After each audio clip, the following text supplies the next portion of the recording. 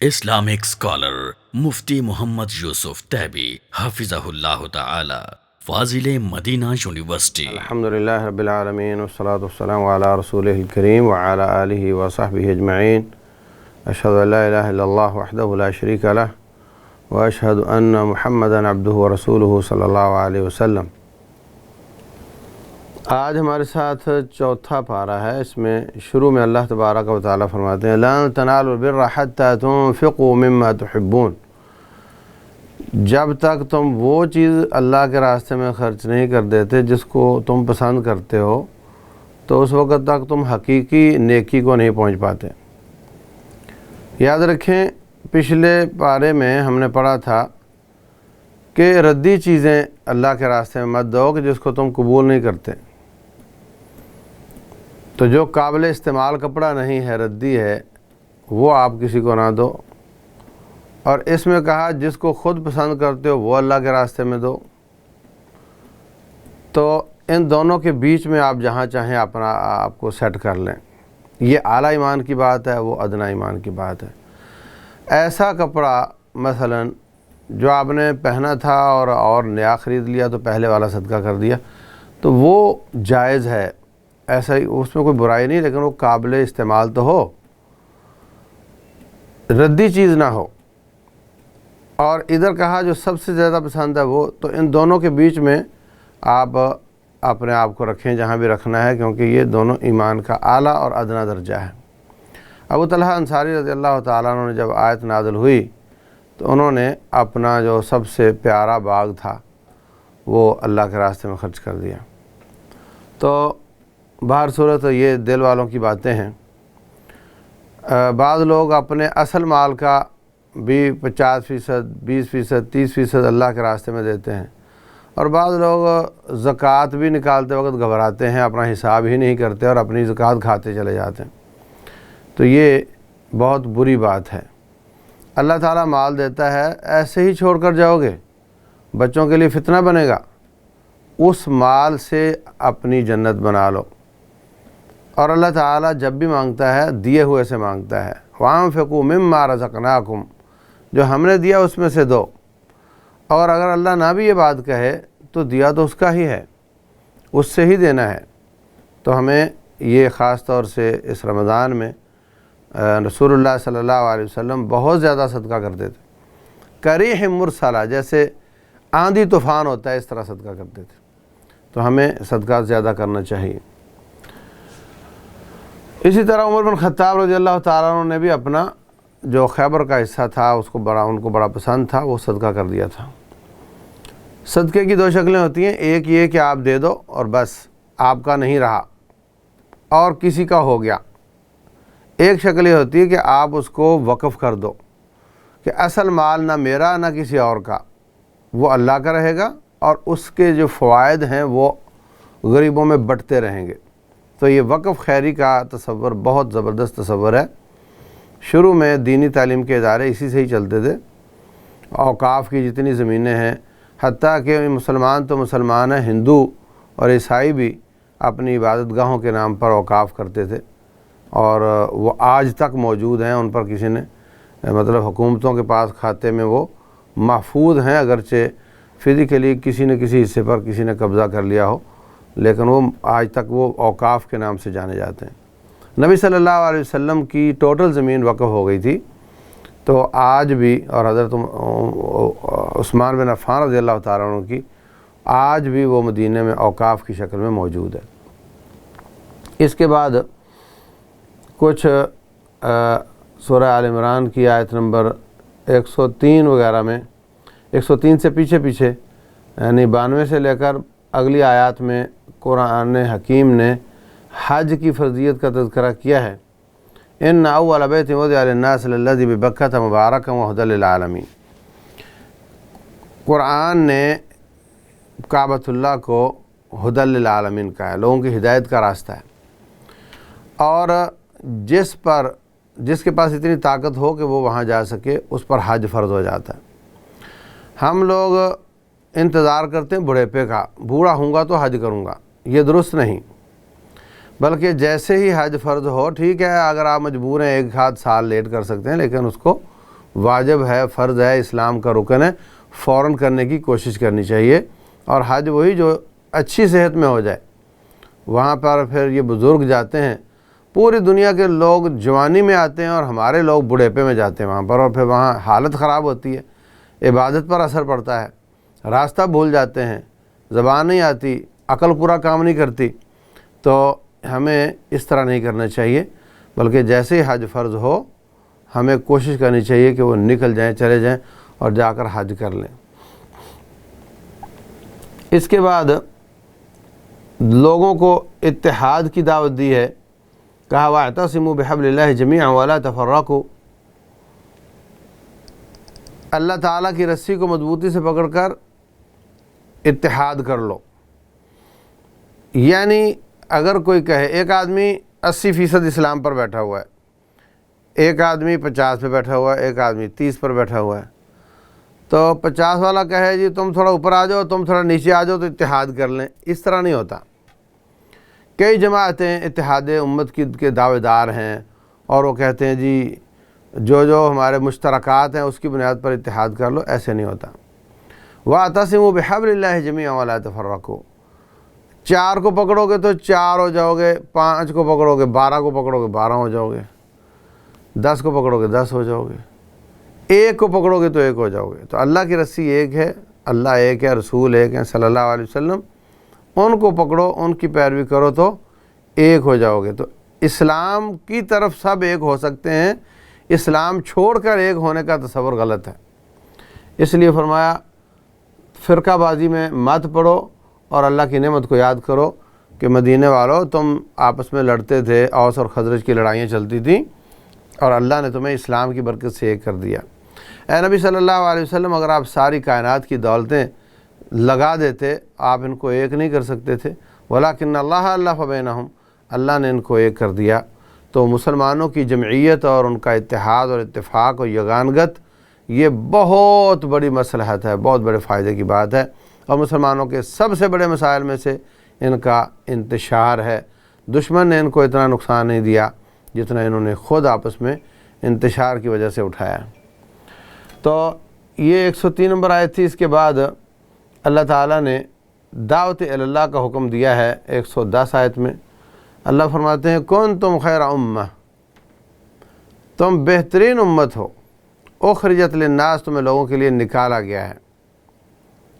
تم بہترین امت ہو، تمہیں گھر بیٹھنے کے لیے نہیں بنایا، تمہیں نکالا گیا ہے۔ تأمرون بالمعروف وتنہون عن المنکر، تمہارا کام ہے برائی دیکھو تو منع کرو، نیکی کا حکم دو۔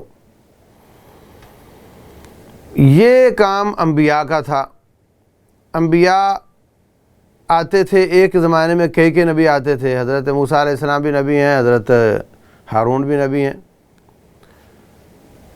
ابراہیم علیہ السلام نبی ہیں، تو ساتھ والی بستی میں ان کے بھانجے یا بھتیجے تھے حضرت لوط علیہ السلام، وہ بھی نبی ہیں۔ تو ایک زمانے میں کئی نبی آتے تھے اور وہ محنت کرتے تھے۔ اس امت میں سارے زمانوں کے لیے اور قیامت تک کے لیے اور پوری زمین کے لیے ایک ہی نبی ہیں، اور ان نبیوں کی عمریں بھی زیادہ تھیں۔ حضرت نوح علیہ السلام لبث فیہم 1000 سنۃ الا 50 عامہ، 9.5 صدیاں ان میں رہے، اور ہمارے نبی علیہ السلام کی عمر بھی 63 سال، اور زمین بھی ساری، اور وقت بھی قیامت تک، اور کوئی نبی نہیں آئے گا۔ تو یہ اتنا لمبا غیب کیسے پورا ہوگا؟ اس غیب کو پورا کرنے کے لیے اللہ فرماتے ہیں کنتم خیر امہ، تم بہترین امت ہو، تمہارا کام جو سابقہ انبیاء کرتے تھے وہ اس امت کے ہر فرد کا کام ہے، یہ صرف علماء کا کام نہیں ہے۔ آپ باپ ہیں، اپنے بچوں کو نیکی کا حکم دیں، نماز کا حکم دیں، وَأْمُرْ أَهْلَكَ بِالصَّلَاةِ وَاصْطَبِرْ عَلَيْهَا، اور بچیوں کو بے حیائی سے منع کریں، بچوں کو بے حیائی سے منع کریں، نیکی کا حکم دینا، برائی سے منع کرنا، بھانجے بھتیجے ہیں ان پر آپ کی آواز جاتی ہے وہاں منع۔ جو چیز آپ کے علم میں یقینی ہے کہ یہ اللہ کا حکم ہے، جیسے نماز پڑھنا سب کو معلوم ہے کہ یہ اللہ کا حکم ہے، اس کا حکم دو، اور کچی بات جس کا آپ کو یقین نہیں اور جس کے بارے میں آپ کو یہ نہیں کہ روایت صحیح ہے ضعیف ہے، اس کو نہ آگے پہنچاؤ، کچی بات آگے نہ پہنچاؤ، جو اتھینٹک ہو اس کو آگے پہنچاؤ، وہ نیٹ کے ذریعے ہو، وہ زبان کے ذریعے ہو، وہ لکھی ہوئی چیز کے ذریعے ہو، اس کو آگے پہنچاؤ، نیکی کا حکم دو، برائی سے منع کرو۔ रसूलुल्लाह सल्लल्लाहु अलैहि वसल्लम फरमाते हैं मर रआ मिनकुम मुनकरन फलयुग़य्यिरहु बियदिही, जो बुराई देखे हाथ से रोके, नहीं रोक सकता तो ज़बान से, नहीं तो कम अज़ कम उसमें शिरकत ना करे और दिल से उसको बुरा जाने। तो इन लेवल्स में से फरमाया ये ईमान का कम दर्जा है, तो हमें इसमें से कहीं ना कहीं खड़े होना चाहिए। इसके बाद ग़ज़वा बदर का तज़किरा है, वलक़द नसरकुमुल्लाहु बिबदरिन व अंतुम अज़िल्ला फत्तक़ुल्लाह लअल्लकुम तशकुरून। इसके बाद इसमें आयत नंबर 121 से 29 तक अल्लाह ताला ने ग़ज़वा बदर कुबरा का तज़किरा किया है। ये पहला बड़ा मार्का था जो मुसलमानों का और काफ़िरों के बीच में हुआ, और इसमें अल्लाह तबारक व तआला ने 5000 फरिश्ते भेजे। 313 तकरीबन मुसलमान थे, 1000 तकरीबन काफ़िर था, और मुकाबला बड़ा सख्त था। उन्होंने बहुत एहतमाम किया था कि हम जीतने के बाद वहाँ जश्न मनाएंगे। अल्लाह तबारक व तआला ने 70 पकड़वा दिए, 70 उनके कत्ल हो गए, और उसके बाद अल्लाह ताला ने उनकी कमर तोड़ दी, और जो पकड़े गए उनको फ़िदिया लेकर छोड़ा गया। तो ये बदर का वाक़या, इसमें अल्लाह फरमाते हैं बला इन तस्बिरु व तत्तकू, अगर डटे रहे, जमे रहे, अल्लाह से ताल्लुक़ तुम्हारा ठीक रहा, यमदिदकुम रब्बुकुम बिखमसति आलाफि मिनल मलाइकति मुसव्विमीन, अल्लाह ताला निशानाबाज 5000 फरिश्ता भेजेगा। तो बदर कुबरा का वाक़या बयान करने के बाद फिर कुछ अल्लाह ताला ने मुत्तकीन की सिफ़ात बयान की हैं। अल्लज़ीना युनफ़िक़ूना फ़िस्सर्रा'i वद्दर्रा'i वल्काज़िमीना अल-ग़ैज़ वल-आफ़ीना अनिन-नास। अल्लाह के बंदे मुत्तकीन वो होते हैं जो हर हालत में खर्च करते हैं। गरीब है तब भी कुछ न कुछ खर्च कर रहा है, अमीर है तो ज़्यादा खर्च कर रहा है, और अगर किसी पर गुस्सा आ जाए तो गुस्से को पी जाता है और लोगों को मुआफ़ कर देता है। तो ये सिफ़ात मुत्तकीन की आज कल रमज़ान गुज़र रहा है, रमज़ान का नतीजा तक़वा है। या अय्युहल्लज़ीना आमनू कुतिबा अलैकुमुस्सियाम, आगे फरमाया लअल्लकुम तत्तक़ून। तो तक़वा आना ये कैसे नज़र आएगा कि तक़वा आया, इसकी सिफ़ात क्या हैं? तक़वा आया, इसकी सिफ़ात क्या हैं? सूरह बकरा के शुरू में फरमाया हुदल लिल-मुत्तक़ीन अल्लज़ीना युमिनूना बिल-ग़ैब व युक़ीमूनस-सलाह, गैब पर ईमान लाते, नमाज़ कायम करते, और रिज़्क़ अल्लाह ने जो रिज़्क़ दिया खर्च करते हैं। इसी तरह मुत्तकीन की यहाँ सिफ़ात बयान हुई हैं, वो लोग जो हर हालत में अल्लाह के रास्ते में खर्च करते हैं और गुस्सा पी जाते हैं, लोगों को मुआफ़ करते हैं और लोगों के साथ एहसान करते हैं। तो ये सब सिफ़ात अगर हमें पैदा हों तो हमें समझ आएगी कि तक़वा आ गया है, और तक़वा आया तो समझ आएगी कि रमज़ान कबूल हुआ है। तो हमें इस बात का पर अपना मुहासबा करना चाहिए। इसके बाद आयत नंबर 150 से 171 तक ग़ज़वा ओहद का तज़किरा है। सहाबा इकराम बड़े पर उम्मीद थे कि जब हम 313 थे तो हमने उनको बहुत इनका नुकसान किया था, तो ओहद में तो हम ज़्यादा हैं, ये 1000 थे, वो 3000 थे, तो यहाँ तो हम ज़्यादा हैं पहले की निस्बत, और अपने घर के करीब हैं। अब हम बिल्कुल बेफ़िक्री है, हम इनको मारेंगे। रसूलुल्लाह सल्लल्लाहु अलैहि वसल्लम ने पहाड़ की गोलाई के हिसाब से, जो पहाड़ की ओट से आने वाला नज़र नहीं आता था, ये पहाड़ के दामन में थे, तो पहाड़ की ओट के पीछे से आने वाला नज़र नहीं आता, तो सामने एक चोटी बनती थी, उसको जबल रुमात कहते हैं। उस पर आपने 70 के करीब लोगों को खड़ा किया, अब्दुल्लाह बिन जुबैर रज़ियल्लाहु अन्हु की क़यादत में, कि आपने यहाँ रहना है और यहाँ से जाना नहीं, कुछ भी हो जाए, कुछ भी हो जाए, आपने यहाँ से नहीं जाना, हत्ता कि हम शहीद हो जाएं, हत्ता कि शहादत को इतना वक़्त गुजर जाए कि परिंदे हमारे जिस्मों को नोच रहे हों, आपने नहीं जाना। क्योंकि वहाँ से वो पहाड़ की ओर से आने वाला नज़र आता था। जब शुरू में अल्लाह ताला ने फ़तह अता कर दी तो साथी कहने लगे, देखो जी अब तो फ़तह हो गई है, आपने फरमाया था शिकस्त हो जाए तो नहीं आना, अब तो फ़तह हो गई है, अब हमें नीचे उतरना चाहिए। उनके अमीर उनको मना कर रहे हैं, तो कुछ उतर गए, कुछ बाकी रहे। तो खालिद बिन वलीद उस वक़्त काफ़िरों की तरफ से आए थे, तो वो घूम कर पहाड़ की ओर से आए, और ये वहाँ थे नहीं, ये वक़्त पर बता नहीं सके। उसका नतीजा ये हुआ कि उन्होंने हमला किया। ये बिल्कुल अपनी सफ़ें तोड़ चुके थे, फ़तह हो चुकी थी, गनीमतें हासिल कर रहे थे, तो अचानक हमले की वजह से इनका बहुत नुकसान हुआ। 70 सहाबा इकराम शहीद हुए, और नबी सल्लल्लाहु अलैहि वसल्लम का माथा मुबारक फूट गया, आपका दांत मुबारक टूट गया, बड़ा नुकसान हुआ। अब सहाबा इकराम پریشان ہے. دیکھیں جی مومن ہیں, مسلمان ہیں, نبی صلی اللہ علیہ وسلم خود بذات خود مارکے میں ہیں اور اتنا نقصان ہمارا ہو گیا. تو اللہ تبارک و تعالیٰ فرماتے ہیں یہ تمہاری وجہ سے ہی ہوا ہے, تم نے ان کی بات نہیں مانی تو اس کا خمیازہ ہے. تو اتنے پاک باز لوگ اگر ایک ساری باتیں مانیں اور ایک نہ مانیں تو اللہ تعالیٰ ان کو سزا دے سکتا ہے. تو آج ہم کہاں کھڑے ہیں اور ہم کتنی باتیں ان کی اللہ اس کے رسول صلی اللہ علیہ وسلم کی وائلیٹ کرتے ہیں. تو ہمیں اگر سزا ملتی ہے تو یہ تو بالکل ہونی چاہیے, مطلب یہ کہ اس کا تو جواز بنتا ہے, جب کہ انہوں نے ساری باتیں مانی, جانیں پیش کی اور ایک بات میں اجتہادی غلطی ہوئی تو اللہ تبارک و تعالیٰ نے فوراً نقد سزا دے دی. اور نبی صلی اللہ علیہ وسلم کے دوسرے ساتھیوں نے وہ غلطی نہیں کی مگر اس کا نقصان ان کو بھی ہوا. تو اس سب میں ہمارے لیے سبق ہے. کلاس میں چند بچے شور کر رہے ہوتے ہیں اور کھڑا سب کو کر دیا جاتا ہے. تو اللہ تبارک و تعالیٰ ہمارے ساتھ بطور مخلوق ڈیل کرتا ہے. تو کتنی بار ایسے ہوتا ہے کہ مخلوق غلطیاں کرتی ہے, بارش رک جاتی ہے اور چیونٹیاں اور پرندے درندے وہ بھوکے مر جاتے ہیں, پیاسے مر جاتے ہیں.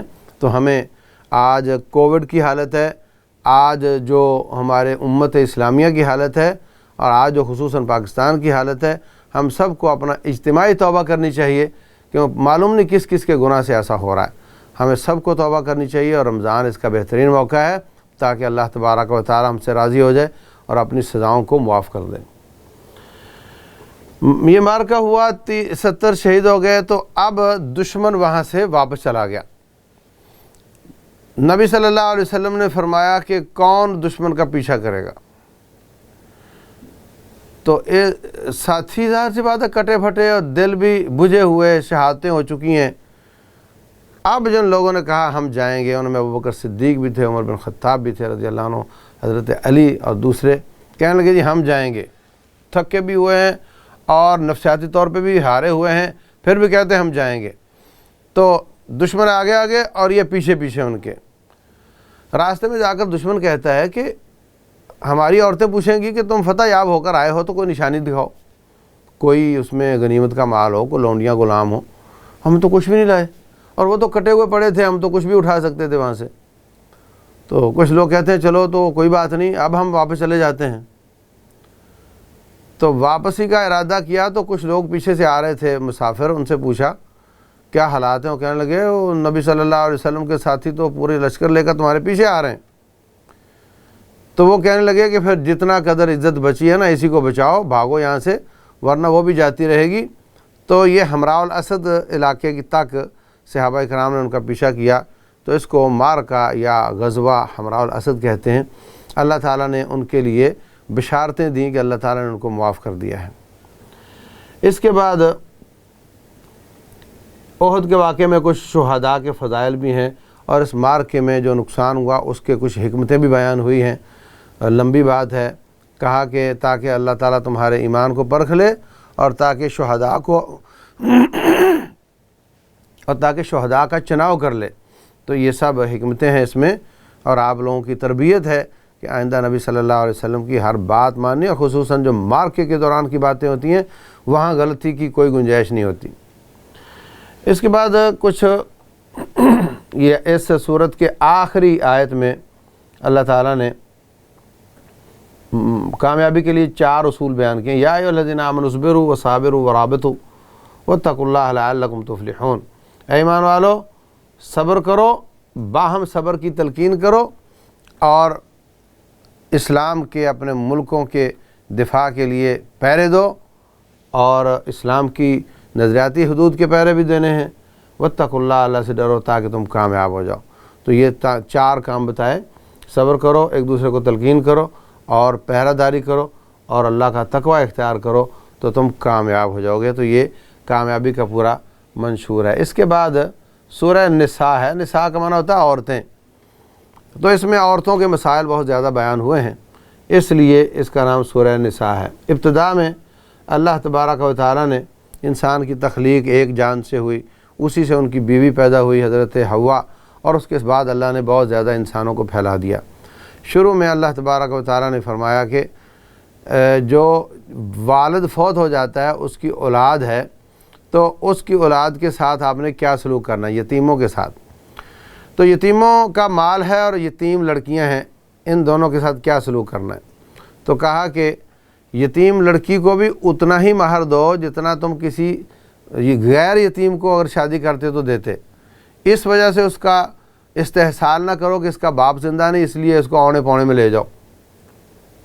اور اگر تم سمجھتے ہو کہ میں یتیم لڑکی سے شادی کروں گا تو میں اس کا پورا احساس نہیں کر پاؤں گا، اس کو پورا مہر نہیں دے پاؤں گا، تو پھر فَانكِحُوا مَا طَابَ لَكُم مِّنَ النِّسَاءِ مَثْنَىٰ وَثُلَاثَ وَرُبَاعَ. اس کے علاوہ 2 3 4 شادیاں کر لو، مگر یتیم سے نہ کرو. اگر تم اس کو ڈیگریڈ کرو گے اور اس کو باپ کے فوت ہونے کی وجہ سے اس کے ساتھ دوہرا رویہ اختیار کرو گے تو پھر یتیم کو چھوڑ کر اوروں سے شادی کر لو. 2 کر لو، 3 کر لو، 4 کر لو. اس کے بعد یتیموں کے مال کی بات آتی ہے. تو بسا اوقات یتیم کا باپ فیکٹری چھوڑ گیا ہے یا کوئی دکان چھوڑ گیا ہے تو کہا جو بھی اس کا گارڈین بنے، چاچا ہو، تایا ہو یا کوئی اور ہو، وہ اس میں اگر تو اس کا گزارا اچھا چل رہا ہے تو اس کی خدمت کرے اور وہاں سے کوئی تنخواہ نہ لے. اور اگر وہ وقت دے رہا ہے اور اس کا حرج ہو رہا ہے تو جتنی عام آدمی کی تنخواہ بنتی ہے اتنی لے لے اور یتیموں کے مال کا ٹھیک حساب رکھے. اور جب بچے بڑے ہو کر کاروبار سنبھالنے کے بالغ بھی ہو جائیں اور کاروبار سنبھالنے کے قابل بھی ہو جائیں پھر ان کو ان کا مال دو، اس سے پہلے نہ دو. اور ان کی جوانی سے پہلے جلدی ہڑپ نہ کرو کہ جناب بڑے ہو گئے تو آ کر مانگیں گے، بلکہ وہ لوگ جو یتیموں کا مال کھاتے ہیں وہ اپنے پیٹ میں جہنم بھر رہے ہیں. اس کے بعد کچھ میراث کے قواعد بیان ہوئے ہیں. 3 آیات میں اللہ تبارک و تعالیٰ نے ساری وراثت کے قاعدے بیان کر دیے ہیں کہ کس کو کتنا ملے گا. یہ لمبی بات ہے لیکن یہ آیت نمبر 7 سے 14 تک جو وراثت کے باقی مسائل ہیں یہ بیان ہوئے ہیں. اور اس کے بعد اللہ تعالیٰ نے اس پارے کی آخری آیت میں وہ رشتے بیان کیے ہیں جو ہمیشہ کے لیے حرام ہیں. جیسے بیٹی ہے، بیٹی، ماں، بہن اور رضائی بیٹی، رضائی بہن، رضائی ماں، اور اس کے بعد خالائیں، پھوپھیاں، یہ سارے رشتے ہمیشہ کے لیے. اسی طرح آپ کی بیوی کی دوسرے شوہر کی طرف سے جو بیٹی ہے وہ آپ پر ہمیشہ کے لیے حرام ہے. اسی طرح ساس اور سسر یہ ہمیشہ کے لیے حرام ہو جاتے ہیں، ہمیشہ کے لیے. جو رشتے ہمیشہ کے لیے حرام ہو جاتے ہیں، جن کے ساتھ کبھی بھی شادی نہیں ہو سکتی، ان سے پردہ کرنا نہیں ہے. ان سے آپ چہرے کا پردہ اتار سکتے ہیں. اور وہ رشتے جن سے اب تو شادی نہیں ہو سکتی تب ہو سکتی ہے تو ان سے آپ کو پردہ کرنا ہے کیونکہ ان سے شادی ہو سکتی ہے. جیسے سالی ہے، اب شادی نہیں ہو سکتی جب تک آپ کی بیوی آپ کے پاس ہے. آپ کی بیوی فوت ہو جائے تو سالی سے شادی ہو سکتی ہے. تو بالکل اسی طرح دیور ہے، بھابھی، دیور، جب تک شوہر زندہ ہے آپ کی شادی دیور سے نہیں ہو سکتی. شوہر نہ ہو تو دیور سے شادی ہو سکتی ہے. تو وہ رشتے جن سے اب نہیں تو تب شادی ہو سکتی ہے، ان سے پردہ کرنا ہے. دلیل اس کی 2 دلیلیں دوں گا. نمبر 1، اگر وقتی طور پہ شادی نہیں ہو سکتی تو پردہ اتارنا ہے تو پھر جس کی 4 شادیاں پوری ہو جائیں اس سے تو سب عورتوں کو اتار دینا چاہیے، کیونکہ اب اس کے ساتھ وقتی طور پر کسی کی شادی نہیں ہو سکتی. تو یہ بالکل کوئی بھی نہیں مانتا اس کو جائز ہے. نمبر 2، وہ عورت جس کی شادی ہو چکی ہے اب اس شوہر کے ہوتے ہوئے اب کوئی اور شادی نہیں کر سکتا وقتی طور پر، تو پھر شادی شدہ کو کسی سے بھی پردہ نہیں کرنا چاہیے، اس لیے کہ اس شوہر کے ہوتے ہوئے میں اب کسی اور سے شادی نہیں کر سکتی. تو ثابت ہوا کہ جن سے وقتی طور پر شادی ممکن نہیں ان سے پردہ کرنا ہے، اور جن سے مستقل طور پر شادی نہیں ہے ان سے پردہ نہیں کرنا ہے. اگلی آیت جو 5ویں پارے کی ہے اس میں جو اہل کتاب کی عورتیں ہیں ان سے شادی کرنے کا تذکرہ کیا، اور انشاءاللہ اگلے سبق میں بیان کریں گے. اللہ تبارک و تعالی عمل کی توفیق دے. واللہ اعلم، وصلی اللہ وسلم وبارک علی نبینا محمد.